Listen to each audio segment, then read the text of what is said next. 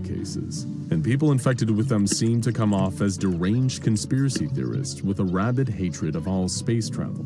They'll form elaborate fantasies about the falsification of space travel, and will often decry it as too pointless or dangerous to ever be undertaken. But, of course, the danger of beta types pale in comparison to alpha types. These are people infected by SCP-2001 during REM sleep, the stage of sleep typically associated with dreaming. As a result, its effects on the mind are far more dangerous and profound. Take, for instance, the tragic case of SCP Foundation junior researcher Martinez. He was one of the many operatives stationed at Foundation Outpost 12, a complex that works in coordination with NASA to launch both manned and unmanned missions into space on behalf of the Foundation's interests. It's a valuable asset to the Foundation in investigating and combating space-based anomalies. Martinez, who had previously spent time working with SCP-2001 infected D-classes, was part of ground control, something that would prove to be a literally fatal oversight on the part of the Foundation. During the early stages of takeoff for a manned craft, Martinez seemed to become extremely agitated. Over time, this agitation steadily increased and eventually became a full-on breakdown as the rocket ascended. He pulled out some kind of strange, anomalous control device and began disrupting the operations of the rocket. Martinez was shot dead by guards as a defensive measure, but it was already too late. The craft exploded, and everyone on board was tragically killed. Later investigation into the incident found a crucial piece of evidence tying junior researcher Martinez to SCP-2001. They discovered a journal entry he'd written shortly before his breakdown, which seemed to have been written in a completely different style to prior entries, implying that some kind of massive psychological shift had occurred. The following is the contents of that journal entry. I wish to state first that my mind and body are perfectly sound. I am prepared to submit myself to any and all tests to prove that I am clean. I have the answer to SCP-2001. Just yesterday, during an interview with an Alpha-infected D-class, I was asked a question that stopped my mind for a minute. The woman I was interviewing asked me if I knew the Foundation was right. I said no, I wasn't sure. Then she asked me, what if we were right? I could only assume that by we, she meant 2001 carriers. I said nothing for a while, and then she spoke. She told me of a dream she'd had a while ago. She said that something talked to her, told her about how dangerous outer space was. It showed her the beasts that roamed the void between stars, about the fractal beings that absorbed the very fabric of reality, about the expunged that was keeping in that godforsaken door, and she was scared. She told me at the end of the dream as she woke up, it told her what it was. It's all of space. Space fears us. We're living, breathing life forms, and space loves us and cherishes us. She asked me if I had any idea what the chances of intelligent life forming on another planet are. Then she told me a number that took a minute and a half to recite. By this point, I couldn't speak.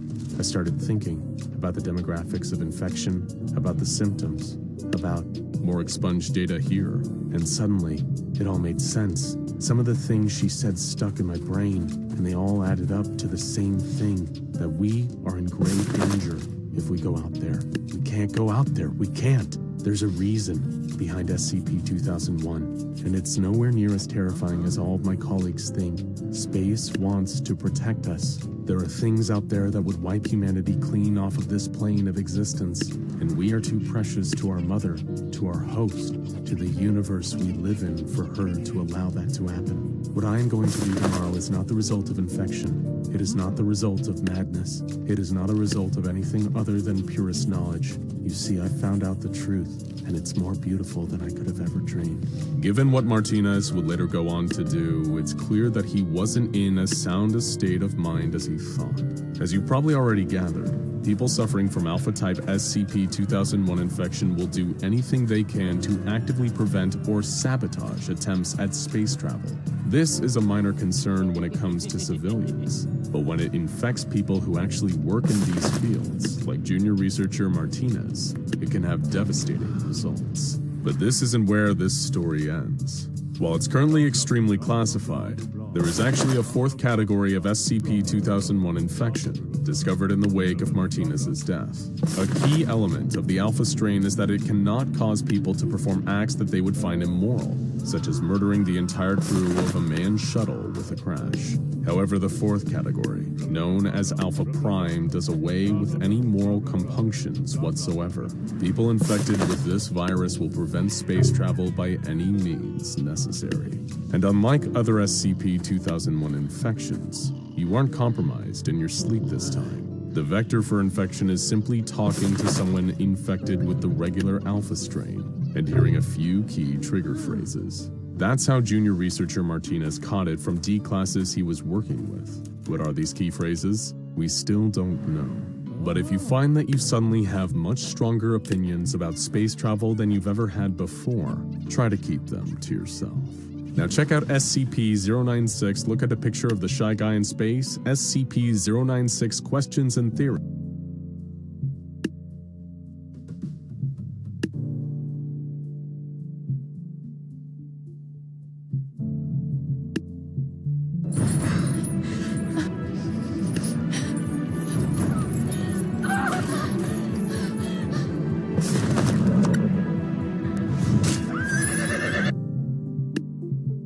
SCP-5000. Gunshots echo down the concrete hallway of Site-22. Screams are the only thing that escape each room. A team of men in all black combat gear and masks move from one section of the complex to the next. Pietro Wilson hides in his office, listening to the cries for mercy of his colleagues. He shakes uncontrollably with fear. Who are they? He thinks. Why are they killing everyone? And how did they find us? Moments earlier, Pietro Wilson had been in the canteen eating dinner with other staff members. A group of heavily armed men entered the room. They stood silently surveying the area. One of the scientists stood up and asked if they could assist them. That's when the carnage started. One of the masked men raised his rifle and shot the scientist in the head. Chaos broke out as the other mercenaries raised their weapons and began firing. Bullets flew everywhere, and Pietro was lucky not to be struck or trampled as he escaped out the back door of the cafeteria. He ran to his office, slammed the door shut, and hid under his desk. Now he sits on the floor, with his legs pulled up to his chest, shaking uncontrollably. After a couple of minutes, he manages to take a deep breath and slows his heart rate. He regains control of his body, but is still filled with fear and adrenaline. Pietro crawls on his belly to his office door. He reaches up and pulls down on the handle. There's a slight click as the latch releases. He opens the door just a crack and peers out into the hallway. The flickering emergency lights illuminate the corridor for a few seconds at a time before plunging it back into darkness. There is no one in sight, but from around the corner, flashes of light from machine gun fire flickers down the hall. The screams of the workers at Site-22 are silenced. Pietro takes a deep breath and pushes the door open further. He crawls out of his office and starts moving away from the violence. Unfortunately, to get away from the mayhem, he must go deeper into the bowels of Site-22. The exit is the other way, but he is too scared to head towards the armed men. He stands up and brushes the dirt from his blue technician jumpsuit. The lights flicker off. The hallway goes dark. He reaches out his hands and comes into contact with the cool, damp wall. He feels his way down the corridor, swimming in darkness. After a few moments, the lights flicker back on. Pietro looks over his shoulder to make sure he is still in the clear. Standing at the end of the hall is a soldier dressed in all black with a mask covering his face. The soldier stands motionless. Pietro turns to face the soldier. His eyes open wide. His heart races. He can't breathe. The figure doesn't move. Then the lights flicker out again, and Pietro pushes off the wall and runs, blind in the darkness. He sprints as fast as he can when suddenly there's a loud crack and a bullet whizzes by his head. He can feel the wind as it barely misses his cheek. He continues to run. The lights flicker back on. He peers over his shoulder. Now there is an entire group of armed men pursuing him down the hallway, guns raised. He turns the corner of the hallway and proceeds down a set of stairs further to Site-22. At the bottom of the stairway, there is a short corridor with a door at the end of it. There's nowhere else to go. He pulls a key card out of his pocket and fumbles it. The card falls to the ground. Pietro bends down to pick it up, and as he leans over, a bullet whizzes past where his head had just been. The projectile embeds itself into the metal door. He scoops his keycard up off the ground and shoves it against the scanner. The door unlocks, and he dashes into the room. He quickly turns and shuts the door. The it locks automatically. The last thing he sees is the assassins running towards the door. The lights flicker on in the room where Pietro stands. The room has only one door, no windows and no vents. It is completely isolated. In the middle of the room is SCP-5000. He knew there was an SCP in this room that was designated SCP-5000, but he never knew what it actually was. Here he is now, staring at him, a strange-looking mechanical harness hanging in the middle. Suddenly, loud banging at the door fills the room. The armed men are trying to break in. It is only a matter of time before they pry the door open. With nowhere to go, Pietro Wilson knows that he is dead. He looks at SCP-5000 and shakes his head. "What do I have to lose?" he says out loud. "Only your life," a voice in his head responds. He walks over to SCP-5000 and pulls it down from where it is hanging. It is heavy. On the mechanical suit are stickers he does not recognize. The only thing he knows about the suit are rumors he's heard from others. It first appeared in a flash of light in the containment chamber of a Keter-level SCP at Site 62C. The designation of this Keter was SCP-579. The only other thing that Pietro knows is that everyone at Site 62C was slaughtered when containment was breached. SCP-5000 was found deactivated next to a pile of bodies. He slips on the harness, and as if it has a life of its own, SCP-5000 begins to adjust itself to the exact dimensions of his body. I have a challenge for all of you. Go to every computer in your house, your mom's, your dad's, your sister, your brother's computer, and install Honey. Wait, Mom, before you check out, do you have Honey installed? What's Honey? Oh, no. It's a free browser add-on that automatically applies coupon codes. The suit grows and snakes across his screen, wrapping every appendage in one. Then it begins to tighten. Pietro Wilson starts to scream as SCP-5000 envelops him. The suit rises up the back of his neck and encases his entire head, silencing his screams. The door to the room blasts open from a controlled explosion. As the dust and smoke settles, the masked men enter the room. Their flashlights move from side to side as they search for the elusive technician who had just entered. There is no one in the room. All that is there is an empty rack in the middle of the chamber. The men fan out. There is no other exit. The room is just a solid square. They're baffled. "Where did he go?" one of them shouts. Pietro Wilson had blacked out from the pain of the suit attaching to his body. He comes to, still standing in the middle of the room. All around him are men in black combat gear. They are searching for him. He holds his breath and closes his eyes, but the gunshots never come. He opens one of his eyes and looks around. "Why haven't you killed me yet?" he thinks. He slowly turns his head as men walk by him with their guns raised. He hears someone say, "Where did he go?" "I'm right here," he thinks. "Am I dead?" Pietro looks down to see that his entire body is contained within SCP-5000. He lifts his hand and waves it in front of his face. He is still clearly alive, but it seems as if the killers can't see him. He walks up to one of the mercenaries and waves his hand in front of the man's face. There is no reaction. "The suit made me invisible," he thinks. Pietro looks at one of the men to see if he can find out who they are and why they have killed everyone at the base. On the sleeve of the man's jacket are the words Zeta-19. He's never heard of Zeta-19 before, but they must be part of an organization that is trying to undermine the SCP Foundation. The men continue to search the empty room, clearly confused as to where the technician went. Pietro weaves his way through the group of men and back out the door he had entered from. On his way through the wreckage that used to be a door, Pietro Wilson trips on some debris. He reaches out to steady himself, but he is falling. He closes his eyes, knowing that as soon as he hits the ground, all of the men hunting him will be alerted by the sound of his fall. But the impact never comes. When Pietro opens his eyes, it is as if he is hovering just above the ground. He looks down at his feet. The toes of the suit are firmly planted on the floor, like powerful magnets on iron. SCP-5000 has prevented his fall and is holding him in place using the feet of the suit only. He reaches out his hand and gently places it on the ground. He pushes himself up to a standing position. He turns to look back into the room. The men are still in there searching for him. Pietro makes his way back through Site 22.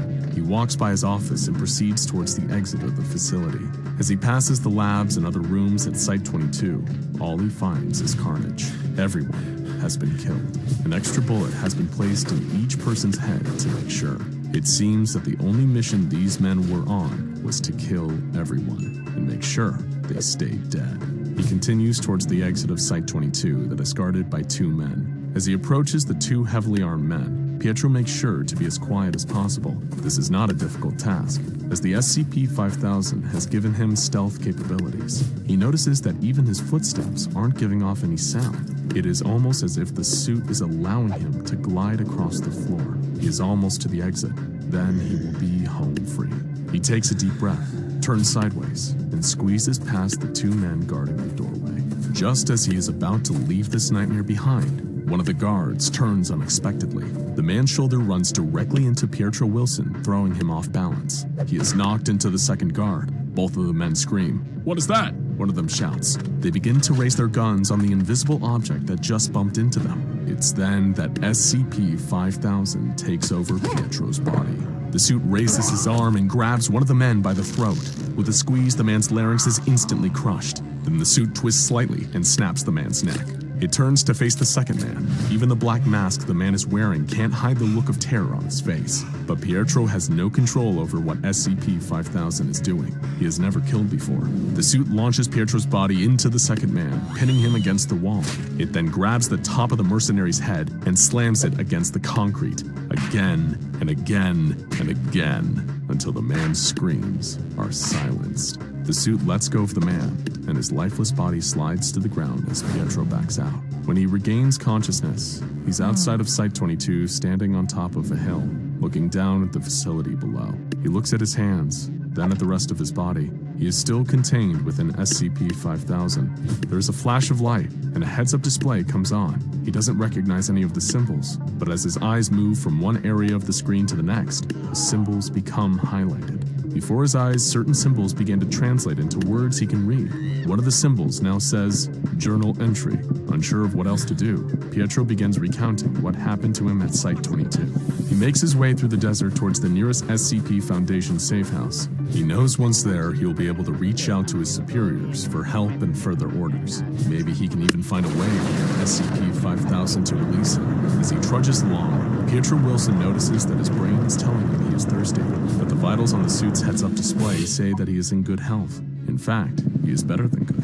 His vitals are all perfect. The suit seems to be giving him all the nutrients his body needs. It has even fixed his busted knee that was injured back in college playing football. The joint itself has somehow been healed. Pietro finally reaches the safe house and opens the door. It is quiet and dusty. It looks as if no one has been there in years. He walks over to the communication station and tries to contact the Foundation, but all he gets is static. He gives up and walks over to the TV. He pushes the on button. The screen hisses to life. What he sees causes his jaw to drop. SCPs had been let loose around the world and were killing people by the millions. What was going on? Pietro was startled awake from a nightmare. He was hyperventilating, but his body almost immediately recovered, and his breathing slowed. A heads-up display flashed on in front of his eyes. Pietro Wilson was still contained within SCP-5000. The suit would not let him go.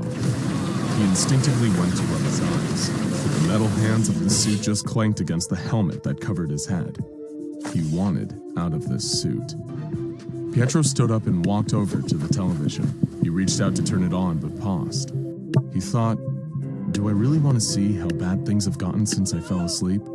But he had to know. He was filled with dread as the TV came on and he saw the first images. The world looked as if it was ending, and it seemed like the SCP Foundation was responsible. How could this be? They were supposed to protect humanity, not destroy it. Pietro needed to uncover the truth behind what was happening. SCP-5000 had a log entry function that he could use to record everything he uncovered. Even if he didn't make it out of this alive, maybe one day someone would find the suit and be able to access what he had. The date of his first journal entry was February 1st, 2020. As Pietro watched the carnage unfold on TV, he began to put together the pieces of what he had witnessed himself. He knew a special ops squad had executed everyone at Site-22 where he worked. He knew that the SCPs had been let loose. He knew the world was ending. But why? As Pietro pondered this, a newscaster appeared. What you have just witnessed are reports from around the world of monsters ravaging cities and towns. This all started with a mysterious message from an organization that calls itself the SCP Foundation. Their ruling body, named the O5 Council, released the following statement. For those who are not currently aware of our existence, we represent the organization known as the SCP Foundation. Our previous mission centered around the containment and study of anomalous objects, entities, and other assorted phenomena. This mission was the focus of our organization for more than 100 years. Due to circumstances outside of our control, this directive has now changed. Our new mission will be the extermination of the human race. There will be no further communication. He couldn't believe what he was seeing. The SCP Foundation had declared war on the human race. How could this be? What had led to the O5 Council changing their entire mission from protecting humanity to ending it? Could it be possible that a powerful SCP had taken control or influenced the Council's decision? Pietro turned on the radio, flipped through TV channels, and scoured the internet for information on what had happened over the past 24 hours. The first image he saw was a human-like creature with arms and legs twice as long as they should have been, with deep black eyes and a mouth curled up into a silent scream, showing teeth as sharp as razor blades. From the files he could access, Pietro learned that this was SCP-096, a creature that was docile until someone saw its face, at which point the SCP would start to shriek and cry before hunting down whoever saw its face and slaughtering